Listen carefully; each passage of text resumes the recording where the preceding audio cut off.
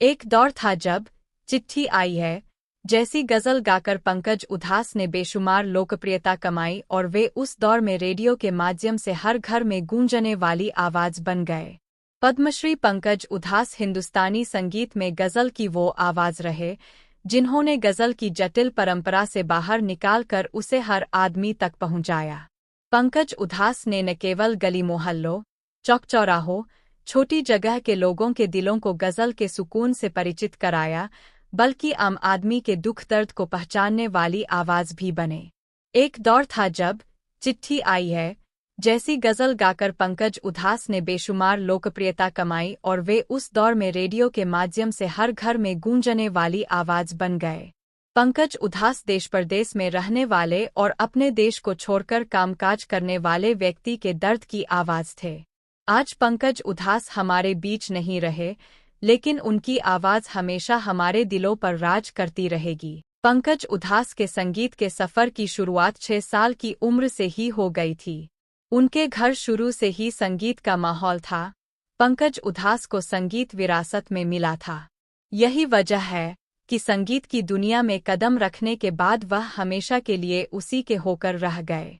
उन्हें संगीत का पहला एक्सपोजर स्कूल में प्रार्थना करने से मिला और ये सफ़र इतना आगे बढ़ता चला गया कि आज उनके निधन के बाद भी लोग उनकी आवाज़ को दिल से लगाकर रखे हुए हैं।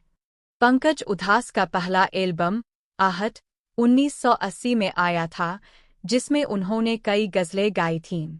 वहीं आम आदमी के दिलों में बसने वाले उनके कुछ मशहूर गानों की बात करें तो जिए कैसे बिना आपके, चांदी जैसा रंग है तेरा, चिट्ठी आई है, ना कजरे की धार, ना मोतियों के हार, सोने जैसे बाल जैसे कई गाने शामिल हैं। लेजेंडरी सिंगर पंकज उधास ने 72 साल की उम्र में अंतिम सांस ली।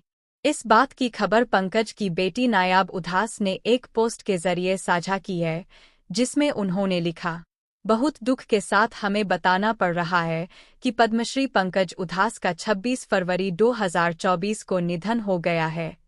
वह लंबे समय से बीमार थे और उम्र संबंधी बीमारियों का सामना कर रहे थे। इस खबर के बाद संगीत जगत में शोक की लहर छा गई है। पंकज जैसे गायक का इस तरह दुनिया छोड़कर चले जाना उनके फैंस को गमगीन कर गया है। सोशल मीडिया पर लोग नम आंखों के साथ पंकज उधास को श्रद्धांजलि दे रहे हैं। गजल संगीत का वो जोनर है जो हर दिल को कहीं न कहीं छेड़ने की ताकत रखता है। ऐसे में इसकी गायकी करना लोगों के दिलों को छेड़ने से कम नहीं माना जाता है। इसे यूं कहा जा सकता है कि गजल गाने वाले गायकों के हाथ में लोगों की भावनाओं की एक डोर होती है। यदि इसे कम या ज्यादा छेड़ दिया जाए तो काम खराब हो सकता है। इसलिए गजल गायकों के कंधों पर एक बड़ी जिम्मेदारी होती है, जिसे पंकज उधास ने बखूबी निभाया है। पंकज उधास के गानों में दर्द और जुदाई की टीस ने लोगों की आत्मा को छू लिया। ऐसा भी कहा जा सकता है कि उनकी रुमानी आवाज उनके निजी जीवन की देन थी। गजल के सम्राट पंकज उधास की लव स्टोरी भी इतनी आसान नहीं थी।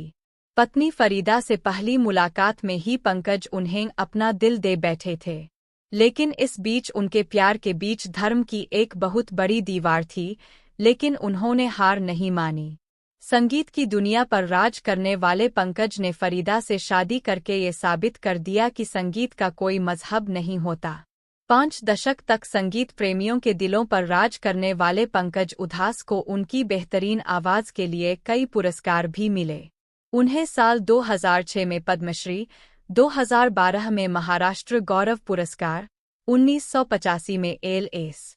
गाल पुरस्कार, संगीत नाटक अकादमी पुरस्कार 2003 और Indian film and television academy (IIFA) award से नवाजा गया।